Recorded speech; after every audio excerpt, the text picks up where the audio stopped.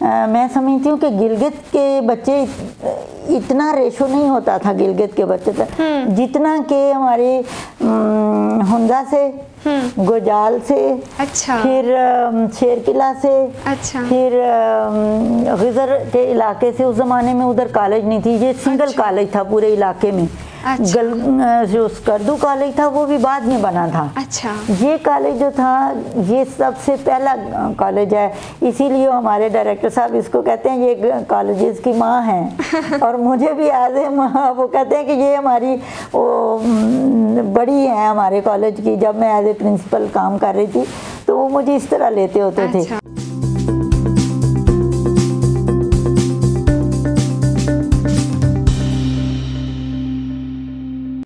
बिस्मिल्लाहिर्रहमानिर्रहीम। आईबीएक्स media network में आप तमाम के एक दफ़ा फिर से खुशामदीद। आज के हमारे प्रोग्राम में बहुत ही हमारे साथ बहुत स्पेशल गेस्ट हैं और यकीनन वो स्पेशल आप सब के लिए भी, पूरे पाकिस्तान के लिए, वो प्रोफेशन और वो जो उनका शोबा है वो हम सब के लिए बहुत ही मुक़द्दस शोबा है। कहते हैं कि वालिदैन आपको आसमान से ज़मीन पे लेके आते हैं और असातिज़ा या उस्ताद आपको ज़मीन से आसमान तक पहुंचाते हैं। और यकीनन हम सब इस पे कोई शक व शोबा नहीं है। ये वो रिश्ता है, ये वो ख़ूबसूरत शोबा है जो अपने माशरे के बहुत सारे बच्चों के, बहुत सारे लोगों का मुस्तक़बिल संवारते हैं, उनका मुस्तक़बिल बनाते हैं। और ये वही मुक़द्दस शोबा है जो अगर एक इंसान तरक्की के राह पर गामज़न हो जाता है या इंसान तरक्की करता है, एक सोसाइटी तरक्की करता है, तो उसका सारा क्रेडिट मेरे ख़्याल से ज़्यादातर वो असातिज़ा कराम को जाता है। और इसके अलावा हम देखते हैं कि हम अपने वालिदैन के साथ बहुत ही कम टाइम गुजारते हैं और दिन का एक बहुत बड़ा टाइम हम टीचर्स के साथ गुजारते हैं। तो उनका हमारी ज़िंदगी पे मेरे ख़्याल से बहुत ज़्यादा हक़ बनता है। और हमें एक एहसान जो वो करते हैं, वो एहसान चाहे सोसाइटी चाहे शागिर्द, वो अपनी लाइफ तक वो एहसान नहीं झुका सकते।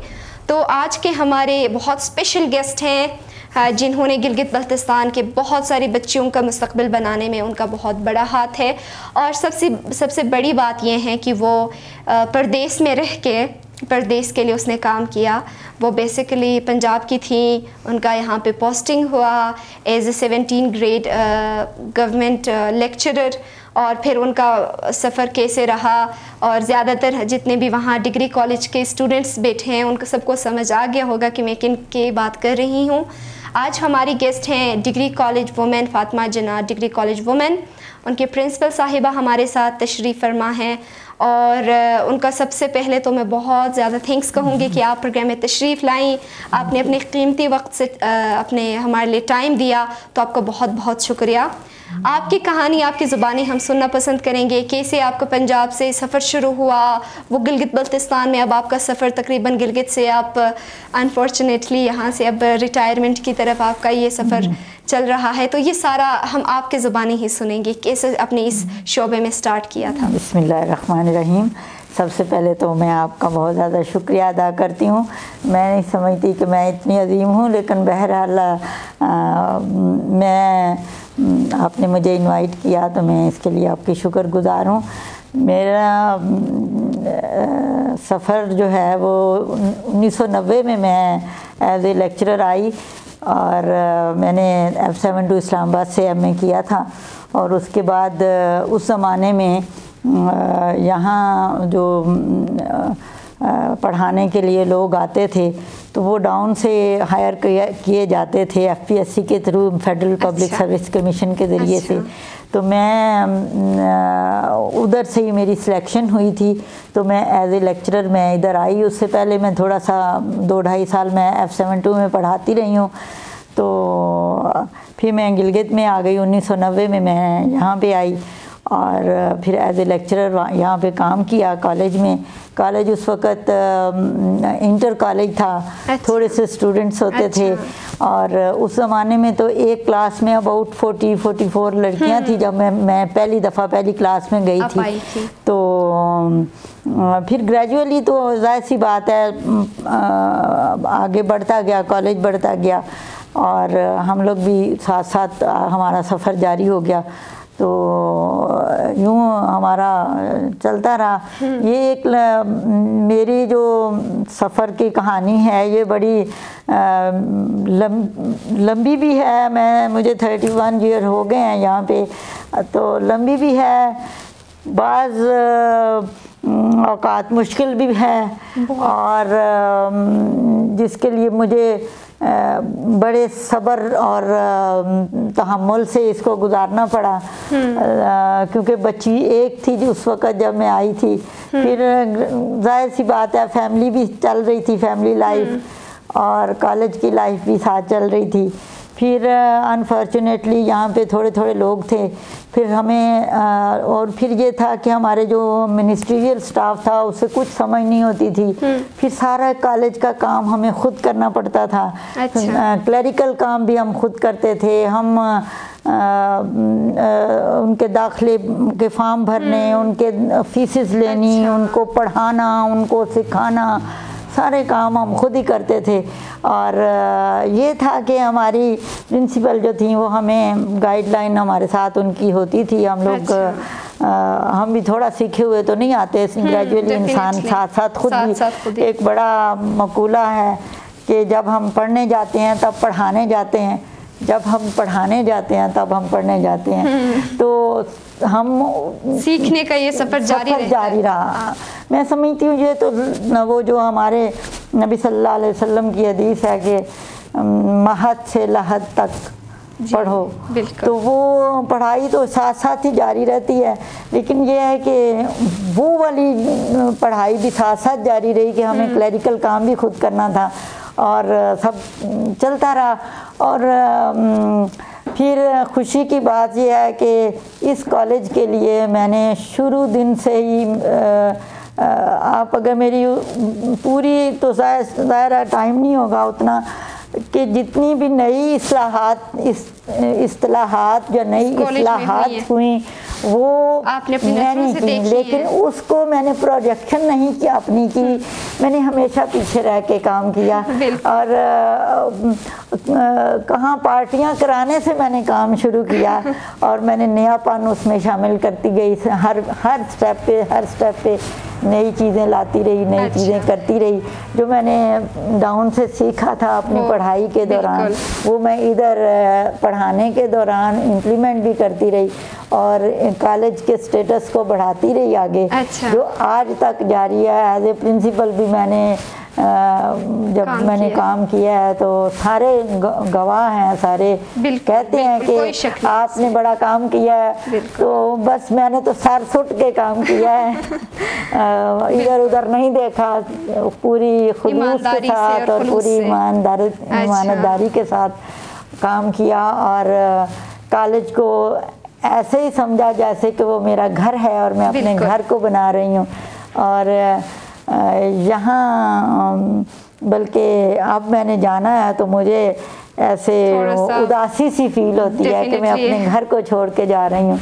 अच्छा। तो लेकिन जाहिर सी बात है जाना तो है। तो अच्छा। बस ये ऐसे ही चलता रहा और ज़िंदगी तो चलती रहती है। एक तो सलसल के साथ लोग आते हैं चले जाते हैं। अब नए आएंगे वो करेंगे काम, यकीनन ये लेकिन नहीं, आपका जो काम था वो उस टाइम से शुरू हुआ था जब एजुकेशन का, तालीम का रुझान इतना ज़्यादा इस वादी में नहीं था। और अभी डेफिनेटली आप ख़ुद भी फील करती होंगी कि जब आप आई थी तब एजुकेशन का लेवल या गर्ल्स एजुकेशन, लड़कियां किस हद तक वो आ रही थी कॉलेज और किन किन एरिया से आ रही थी। डिग्री कॉलेजों की ऐसा कॉलेज है जहां गिलगित बल्तिस्तान के तकरीबन हर इलाके से वहां बच्चियां आती हैं।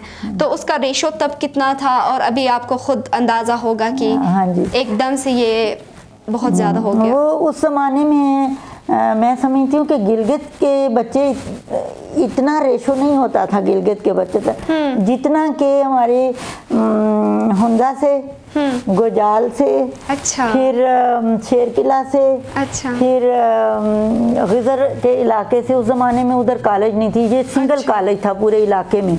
जो स्कर्दू कॉलेज था वो भी बाद में बना था। अच्छा।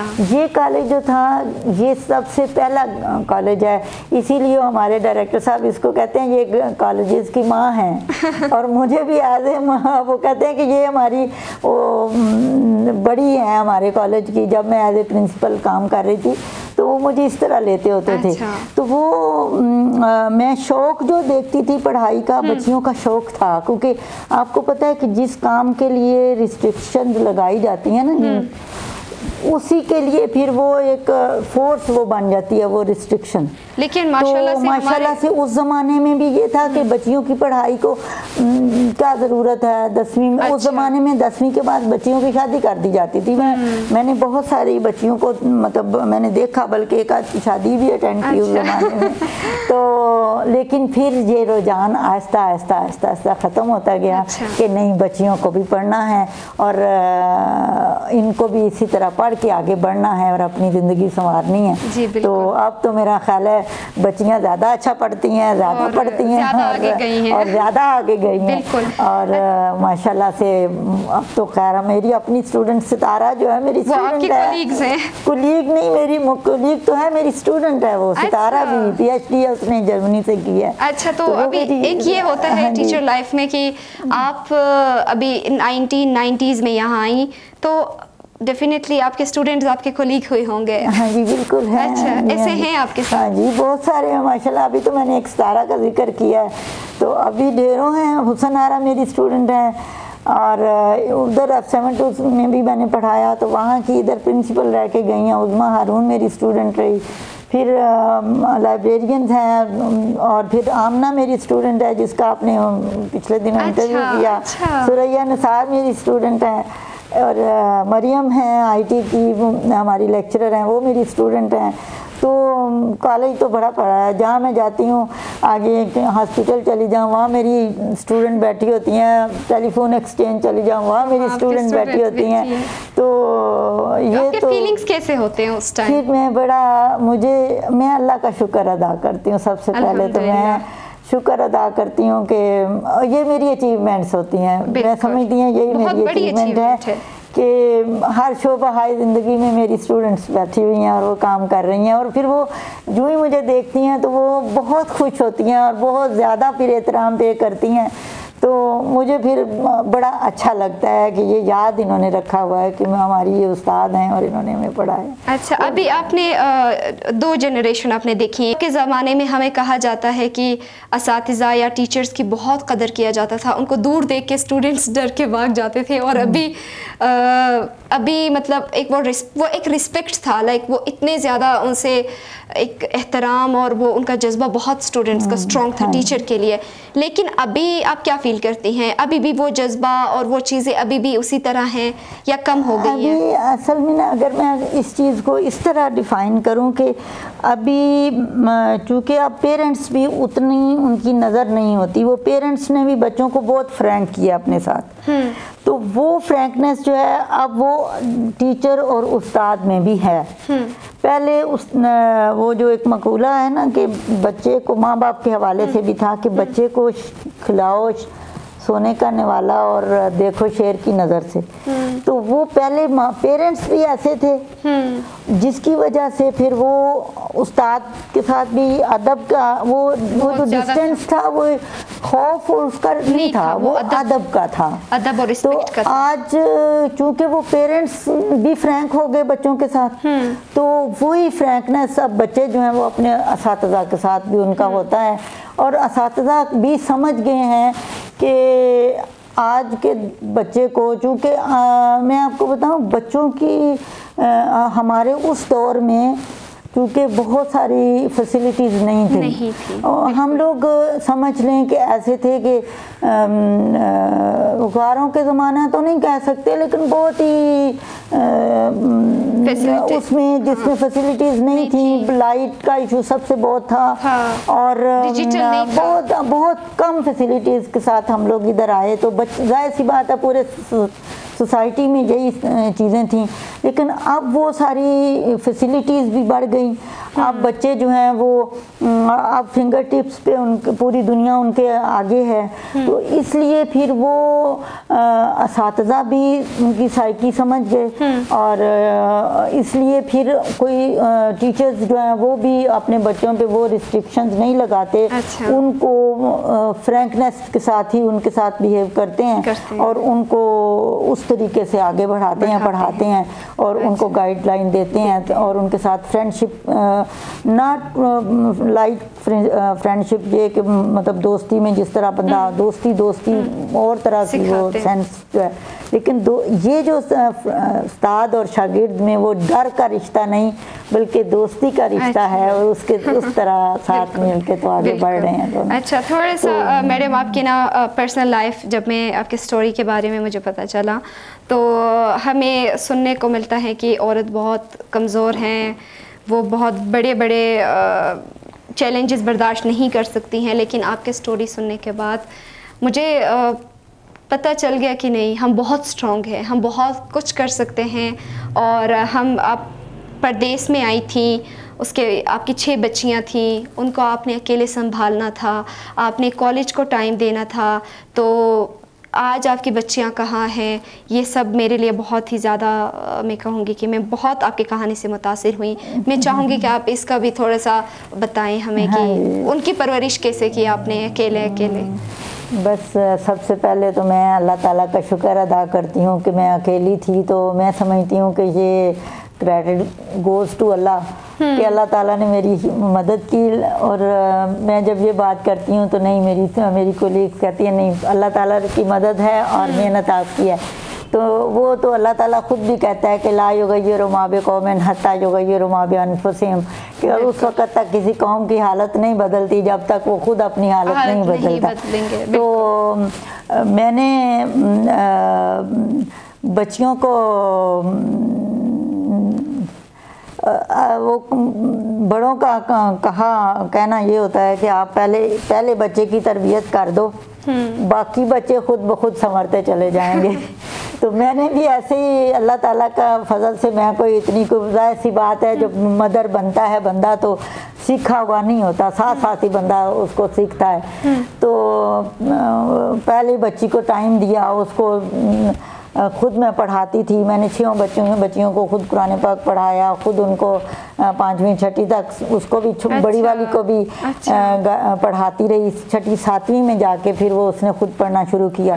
फिर ये था कि वो खुद भी इस चीज़ की अभी भी वो एडमायरर है मेरी बड़ी बेटी कि अम्मी आपने हमें टाइम की पाबंदी सिखाई आपने, और आपने हमें सारा कुछ मतलब हम उनका ये नहीं था कि लिखा हुआ टाइम टेबल उनका था, ऐसा नहीं था, लेकिन वो एक टाइम के मुताबिक उन्होंने सोना था, टाइम के मुताबिक उठना था, टाइम के मुताबिक खेलना था और होमवर्क करना था। और फिर ये था कि सबसे बड़ी बात जो मैंने बच्चियों की तरबियत के सिलसिले में की, वो मैंने अपने ऊपर पाबंदियाँ लगाई। अच्छा। मैंने टीवी कम देखा, मैंने मोबाइल नहीं ख़रीदा, ना ही बच्चों को मैंने मोबाइल दिया। उनको उस वक़्त दिया जब वो प्रोफेशनल कॉलेजेस और यूनिवर्सिटीज़ में गई हैं, उस वक़्त उनको दिया। और फिर ये इस तरीके से फिर चूँकि मैंने, और पेरेंट्स अपनी बात उस वक़्त तक नहीं मनवा सकते, मैं समझती हूँ, जब तक वो खुद अमल सामने ना करें। आप देखिए बच्चे जो हैं वो अपनी टीचर को ज़्यादा आइडलाइज कर रहे होते हैं। वो कहते हैं हमारे टीचर ने ये कलर पहना था, ऐसे बाल बनाए थे, ऐसे। और इसकी मेरे पास मिसाल है, मेरी अपनी बेटी है, वो उसको एक लफ्ज़ की वो कर रही थी, उसका सही मीनिंग नहीं कर रही थी। मैंने कहा नहीं बेटा ये उसका है, नहीं मेरी मिस ने कहा है। फिर मैं गई, मैंने और मिस चूँकि वो भी मेरी स्टूडेंट थी, फिर मैंने जाके उनको बताया, मैंने कहा कि नहीं इसका वो लफ्ज़ अभी तक मुझे याद है। तो मतलब मेरा कहने का मतलब ये नहीं कि टीचर को मैं अपने बच्चों के टीचर को बहुत इज्जत करती हूँ, इतनी कि मैं कहती हूँ कि आप लोग बड़े अजीम हो गए, आप छोटे छोटे बच्चों को पढ़ाते हो। हम तो बड़े बच्चों को, सीखे हुए बच्चों को पढ़ाते हैं जी, बिल्कुल। और वो छोटे छोटे बच्चों को आगे बढ़ा रहे होते हैं, उनको कर रहे होते हैं। तो इसलिए मेरी है कि मैं अपने बच्चों के टीचर्स को भी बहुत इज्जत देती हूँ, एहतराम करती हूँ उनका। सिर्फ तारीफ नहीं, एहतराम करती हूँ उनका। तो बच्चियों की मैंने की, मेरी बच्चियाँ माशाल्लाह से, अल्लाह ताला का शुक्र है, मेरी बड़ी बेटी ने बोर्ड टॉप किया ऑल ओवर पाकिस्तान, उसने बोर्ड टॉप किया। फिर 2 उससे छोटी जो है वो डॉक्टर बनी, उससे चौथे नंबर उसने नर्स में गोल्ड मेडलिस्ट है, वो नर्स की। बड़ी भी नर्स से ही उसने 3rd पोजीशन ली। और इसी तरह से 5वीं बेटी जो है वो उसने गिलगित बल्तिस्तान में पहली बच्ची है जो कि बोर्ड की पोजीशन लेके आई। तो यूं ये सफ़र जो है वो अल्लाह ताला की मदद से चलता रहा। आपकी बेटियां आपकी तरबियत और उनकी वजह से वो डॉक्टर्स बनी हैं, और बेटियां रहमत हैं, आपने आज सबको बता दिया। और इसमें माँ का बहुत किरदार है अपनी बच्चियों की तरबियत में। मैं ज़रूर चाहूँगी कि आप हमारे माओं को, आज के माओं को, आज के यूथ को आप कोई मैसेज दे दें, और उसके साथ हम अपना प्रोग्राम क्लोजिंग की तरफ ले जाते हैं। मैं जैसे मैंने अभी बोला है कि पेरेंट्स जो है ना, मैं समझती हूँ कि आज के बच्चे बहुत तेज़ हैं। बिल्कुल। आज के बच्चों के पास बड़े दलाइल हैं। वो उनके साथ दलाइल से बात करें। और फिर ये है कि उन्हें हम स्ट्रांग ज़रूर हैं, हम जो ठान लेते हैं कि हमने ये काम करना है तो फिर हमने करना है। करना बहुत अभी मैंने आपको ये बच्चियों के बारे में तो इनके जो ददिहाल वाले थे वो नहीं पढ़ाना चाहते थे बच्चों को, पर मैंने चौमुखी लड़के इनको बच्चों को पढ़ाया है। वो समझते थे कि बच्चियों को नहीं पढ़ाना चाहिए, लेकिन मैंने कहा मैं पढ़ी लिखी हूँ तो मैं अपनी बच्चियों को क्यों ना पढ़ाऊँ। और फिर ये कि बच्चियाँ माशाल्लाह से लायक थीं। तो फिर उन्होंने मैंने ये बेड़ा उठाया और फिर उनको पढ़ाया। मुझे आप कहती हैं ना कि मैं कैसे किया, ये एक लंबी और मुश्किल कहानी है, मुश्किल बात है कि मैंने बड़ा लंबे सफ़र किए बच्चियों के साथ, रात का भी किया, दिन का भी किया। डाउन अकेली आना जाना होता था मेरा बच्चियों के साथ। तो वो उन सफ़रों की अलग एक किताब लिखी जा सकती है। तो उसके लिए हम आपको फिर कभी बुलाएंगे। हाँ जी, अपने पेरेंट्स के लिए मेरा माओं के लिए कि वो बच्चियाँ वो कमज़ोर नहीं हैं। बिल्कुल। वो हिम्मत पकड़ें और अपनी बच्चियों की जो है ना, वो जो चाहती हैं कि उनकी बच्चियाँ जो है ना वो उनको एज ए नमूना समझें, तो वो अपने ऊपर खुद नमूना बने, खुद नमूना बन के उनको दिखाएं। और फिर उनके सामने जब अगर वो जो भी काम करें खुलूस के साथ, ईमानदारी के साथ और सच्चाई के साथ, तो फिर बच्चे यकीनन माँ बाप से सीखते हैं। और ये कोई उंगली पकड़ के सिखाया नहीं जाता, बल्कि वो सिर्फ वो देख रहे होते हैं, ऑब्ज़र्व कर रहे होते हैं।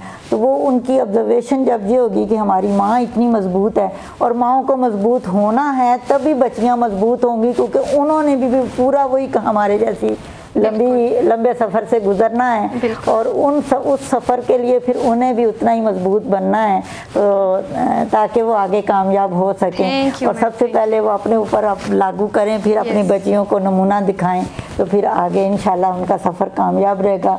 उन्हें चाहिए वो कमज़ोर नहीं है, हम कमज़ोर नहीं हैं, हम अल्लाह का शुक्र है कि हम जो भी आ जाता है। मेरी अपनी उस्ताद थी, वो कहती होती थी कि ये जो इसका जो सब्र है या इस मुस्तकिल मजाजी है, उसकी वजह से ये कामयाब हुई है। तो ये हमें ये चीज़ें अपनानी हैं, जिसकी वजह से फिर हम आगे बढ़ेंगे इंशाल्लाह। Thank you so much ma'am, thank you. आज के हमारे प्रोग्राम में चूँकि आपका एक बहुत लंबा सफ़र रहा गिलगित बल्तिस्तान में, आपका भी बहुत बहुत शुक्रिया कि आपने गिलगित की बच्चियों को टाइम दिया। आज वो एक मैं दावे के साथ कह सकती हूँ कि गिलगित बल्तिस्तान कि जहाँ से भी लड़कियां हैं वो बहुत स्ट्रॉन्ग हैं, वो बहुत माशाल्लाह आगे जा चुकी हैं एजुकेशन में और दूसरे जितने भी शोबे हैं उन सब में वो मर्द के शाना बशाना आज खड़ी हैं। और इसमें टीचर्स का बहुत बड़ा रोल है। आज के हमारे प्रोग्राम में जितने भी हमारे नाज़रीन देख रहे हैं, आप सबसे पहले अपने टीचर्स का जो एहसान है वो आप कभी भी नहीं झुका सकते, उनका आप रिस्पेक्ट और वो बहुत दिल से करें, क्योंकि ये माँ बाप के बाद शायद टीचर्स या उनसे पहले मैं कहूँगी कि जो हमारे मुस्तकबिल संवारते हैं। उसके अलावा चूँकि हमारी प्रिंसिपल साहिबा वो एक सिंगल मदर थी, उसने 6 बच्चियों का, जो उनकी बच्चियाँ डॉक्टर हैं, इंजीनियर हैं, तो ऐसे हज़ारों कहानियाँ हैं, ऐसे कहानियाँ हमारे लिए मिसाल हैं। हमें ऐसे कहानियों को फॉलो करना चाहिए और अपने जहनों से ये बात हमें अब निकालना है कि हम कमज़ोर नहीं हैं, हम बहुत मज़बूत हैं। अल्लाह हाफ़िज़, मिलते हैं फिर अगले एक प्रोग्राम में।